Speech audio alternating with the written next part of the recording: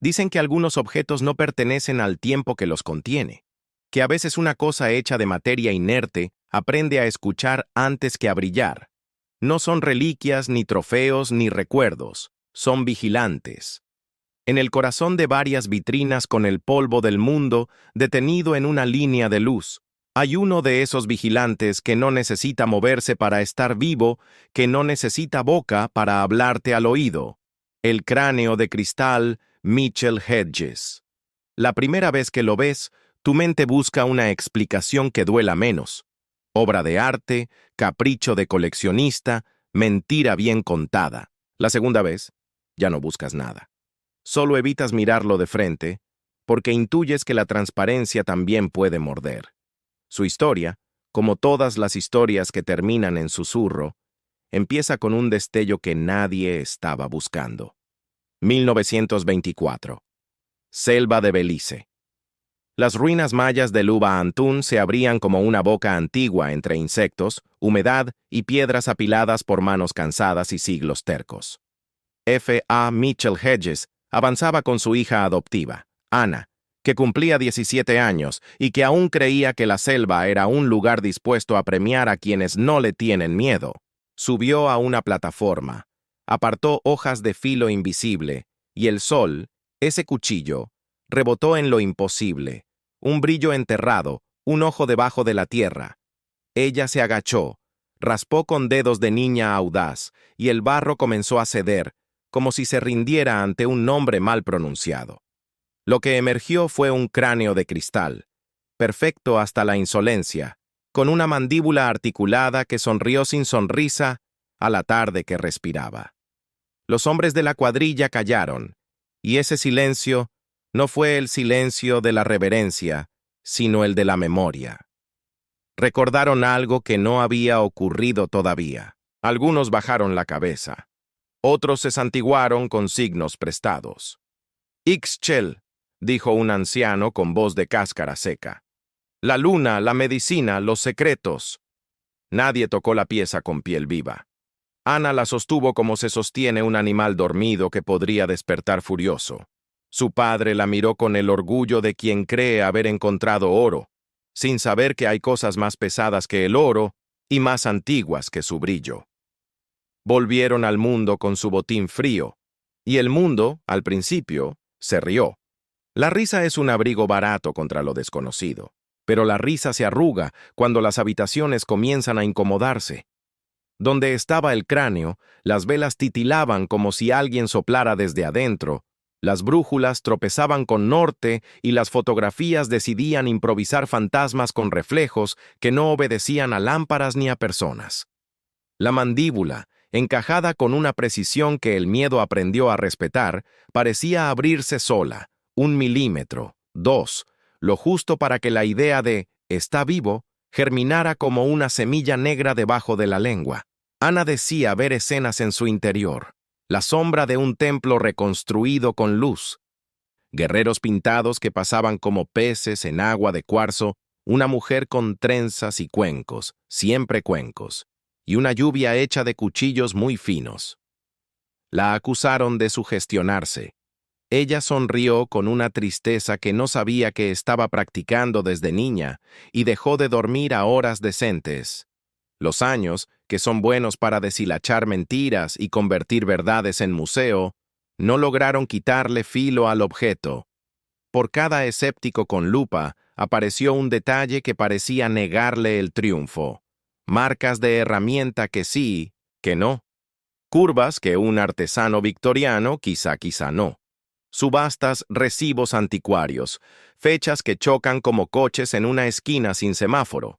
La biografía del cráneo se escribió con tinta que no seca. Pero incluso quien lo llama fraude baja la voz en la sala donde reposa. Y eso es lo único que importa. El volumen de la voz cuando el vidrio empieza a mirar. A veces basta un testigo para encender una ciudad.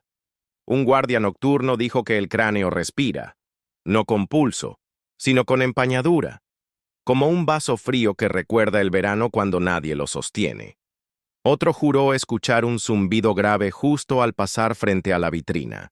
un zumbido como de colmena a la que le faltan abejas. Un fotógrafo tomó 5 placas y todas se velaron, excepto una que devolvía, en la cuenca derecha, un rostro que no estaba. Volvió a su cuarto, apoyó la frente en el lavabo y dejó correr el agua hasta que la idea misma de agua le pareció ofensiva. Lo que el cráneo hace mejor no es mover cosas. Lo suyo es inclinar. Inclina habitaciones, inclina memorias, inclina la certeza de estar a salvo. Te paras frente a él y no te devuelve. Te traduce. Un espejo te miente con cariño. El cuarzo te dice la verdad en otro idioma. Te muestra un cansancio que niegas, una ira que guardabas para más tarde, un miedo que creías de adorno. Pocas personas aguantan un minuto exacto mirándolo a los ojos. Pocas personas quieren contarlo luego. Hay vergüenzas que sí sabemos proteger. Las cosas viejas tienen hambre, dijo un sacerdote maya, que vino a verlo con la cortesía de quien saluda a un enemigo que no odia. Hay que alimentarlas con silencio. Nadie ha querido probar un ritual completo. A veces aparece un visitante con el respeto torpe del turista y deja cacao molido al pie de la vitrina, como quien alimenta a un dios al que no le aprendió la gramática.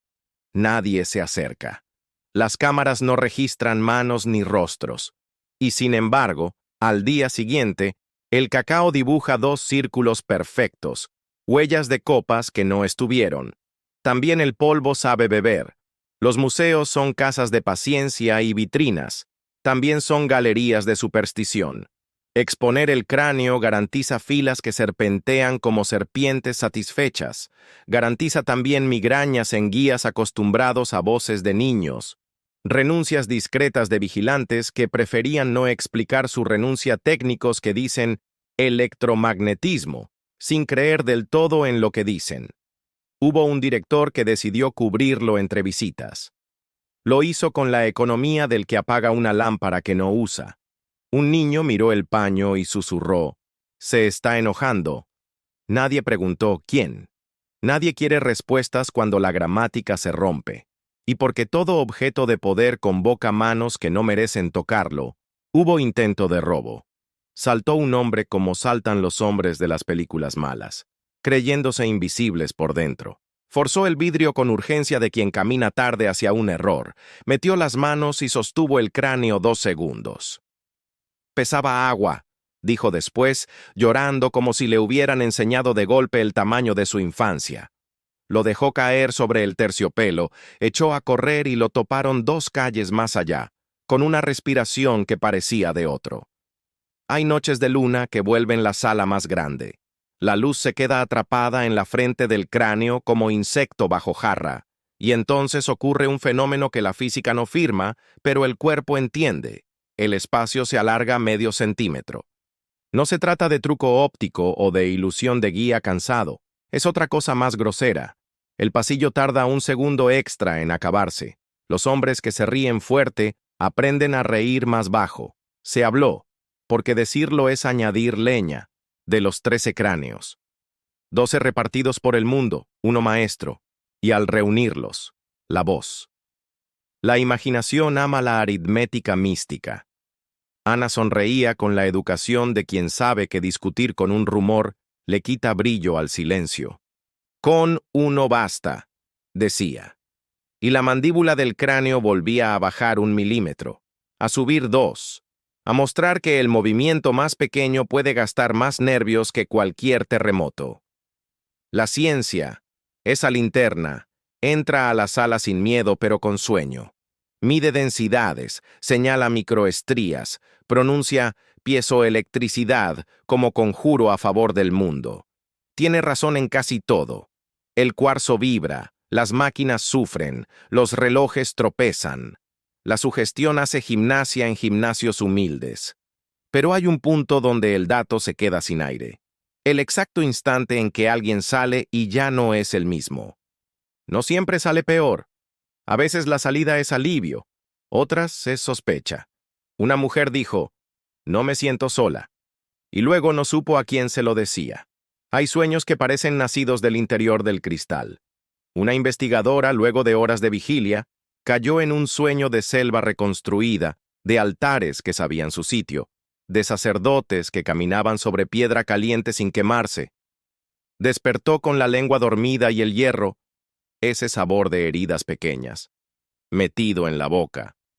Habló 2 días con voz prestada, como si compartiera garganta con alguien que nació antes. En otra ciudad, en otra sala, un profesor de acústica quiso explicar sin poesía. Habló de resonancias que excitan cuerdas invisibles, de modos propios que convierten el aire en instrumento. Le pidió a un alumno que lo grabara, y la cámara registró un brillo que no pertenecía al lugar ni a la hora. Repitieron la toma y el brillo tuvo la amabilidad de no volver. El profesor dijo que la primera fue error. El alumno no discutió. Esa noche, el alumno cubrió con una toalla el espejo del baño sin saber por qué. No todo en esta historia es amenaza. Hay quien sale con un dolor de cabeza menos, con un llanto, al fin, permitido, con un mensaje enviado a quien no pensaba llamar. El cráneo parece inclinar. Esa es la palabra. Inclinar. La marea no destruye cada costa que toca. A veces solo arregla la arena para que alguien se siente mejor.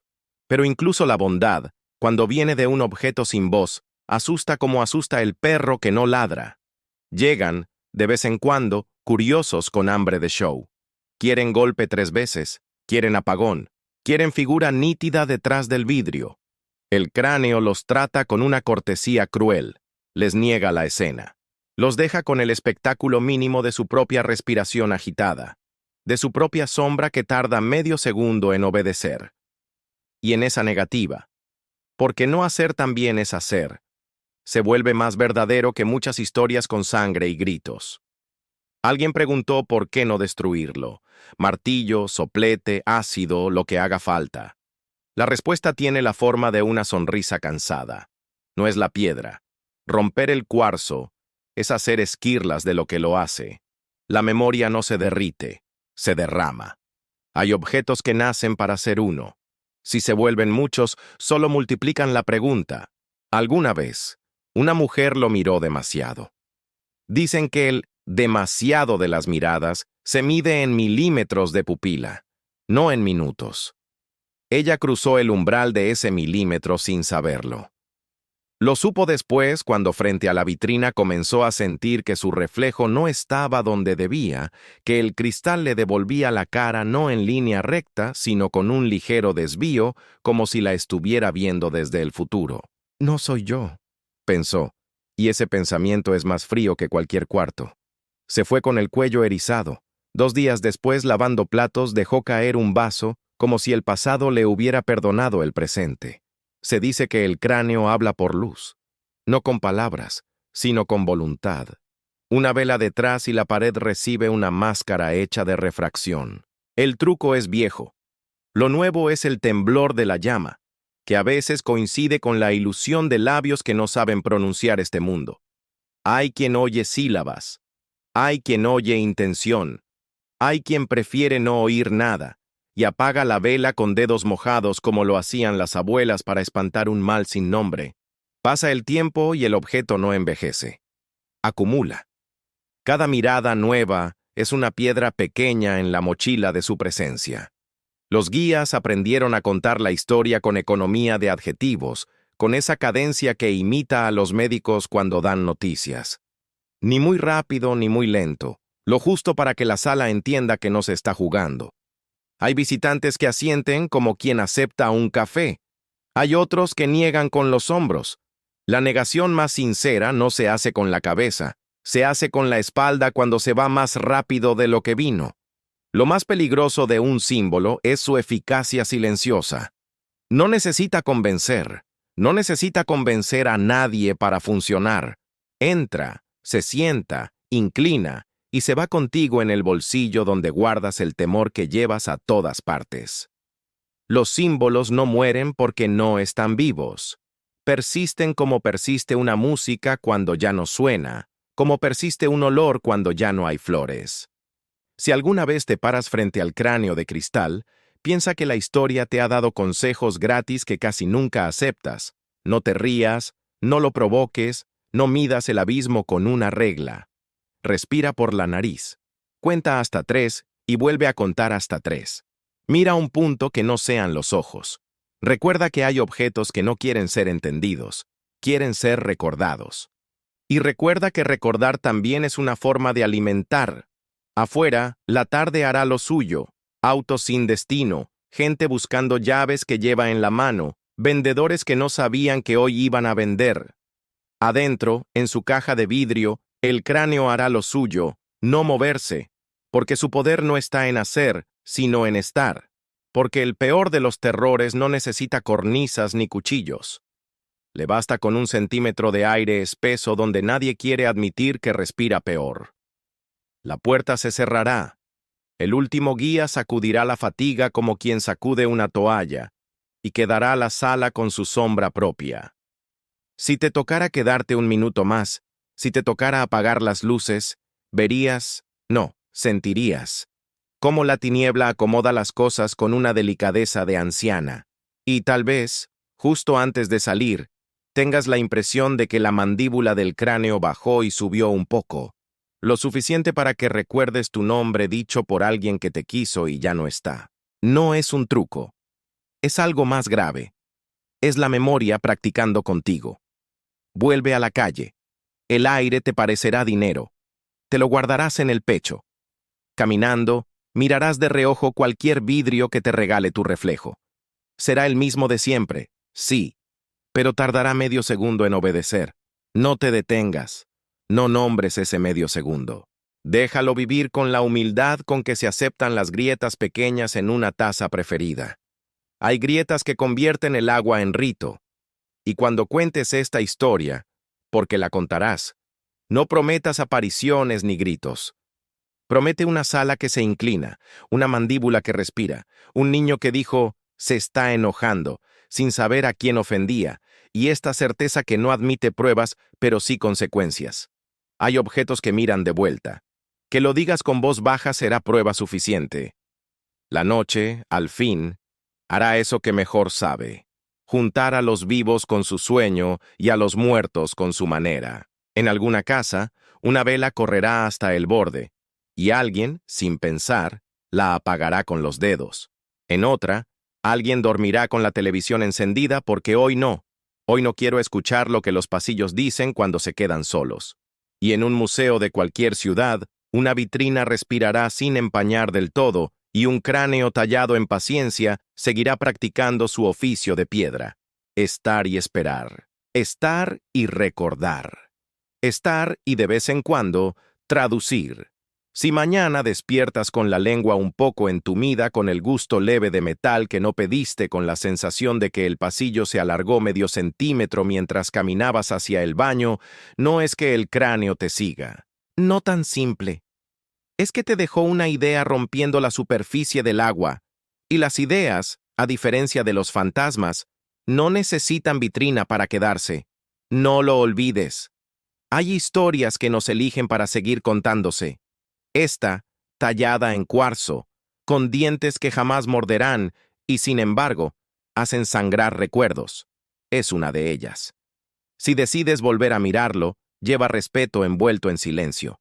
Y cuando salgas, lleva el silencio envuelto en respeto. Algunas puertas no se cierran con llave, se cierran con maneras. Algunas presencias no exigen fe, exigen educación. Aprenderás, tal vez a tiempo, que en el fondo del miedo hay un protocolo. Mirar lo justo, nombrar lo justo, irse a tiempo. Duerme con esa regla antigua vuelta a estrenar. Los espejos devuelven. El cuarzo interpreta. Lo primero es vanidad, lo segundo es peligro. Y que tu última respiración antes del sueño tenga esta forma. Suelta, lenta, como si soplaras contra un vidrio para dibujar con el vaho un nombre que no dirás. Del otro lado, tal vez alguien o algo haga lo mismo. No por maldad, por oficio, porque hay objetos que vigilan por nosotros, aunque no sepamos bien qué es lo que están cuidando. Si el video te gustó, suscríbete, dale like y activa la campana de notificaciones. Nos vemos en el próximo video.